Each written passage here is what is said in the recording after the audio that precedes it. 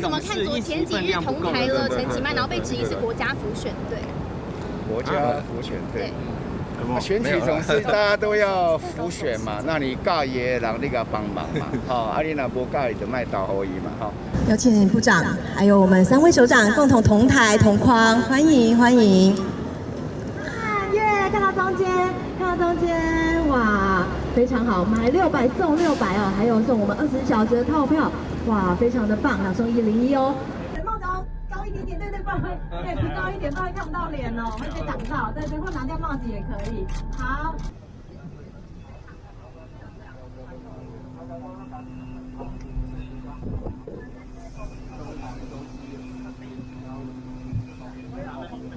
那你怎么看前几日同台了陈其迈，然后被质疑是国家辅选队？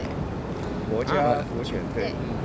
选举总是大家都要辅选嘛，那你尬也让那个帮忙嘛，好，你若无尬就卖倒后伊嘛，好。想请问两位部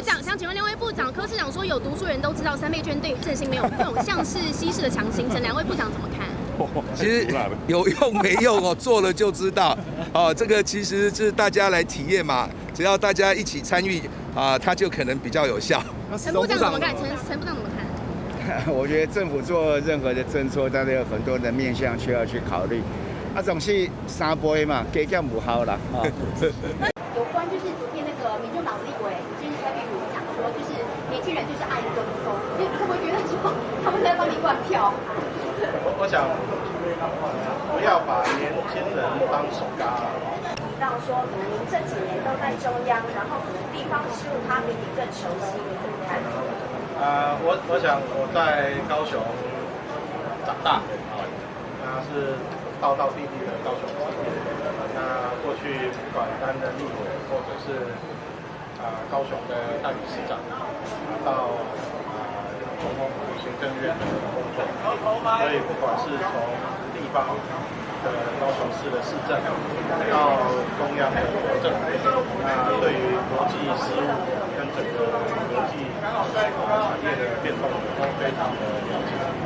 所以我想选举应该是要回归到政策层面，让在政治的一个辩论，能够让市民了解到谁对高雄的市政，或者是对高雄的产业发展跟整个高雄的未来具有执行力，而且具有落实政策跟中央整个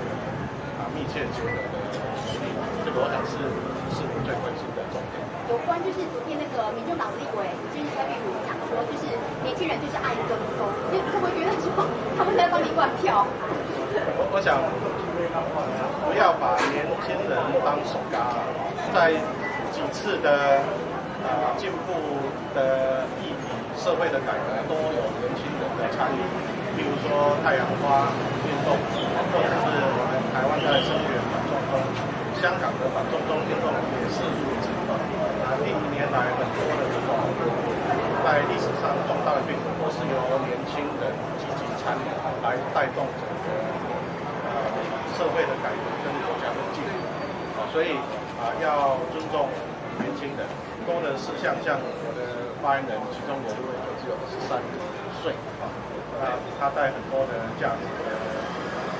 坚持跟社会进步的一些意义，他都是不仅是非常的坚持，甚至是带动整个社会的进步跟改变，所以年轻人是时代的社会改革，不应该说把年轻人选举的时候要年轻人的选票，那选后就觉得说年轻人的话更多，我觉得这样对另外一位竞争的对手，我想这样不太好。当然他的总干事这样子做的话，我觉得对不仅伤害了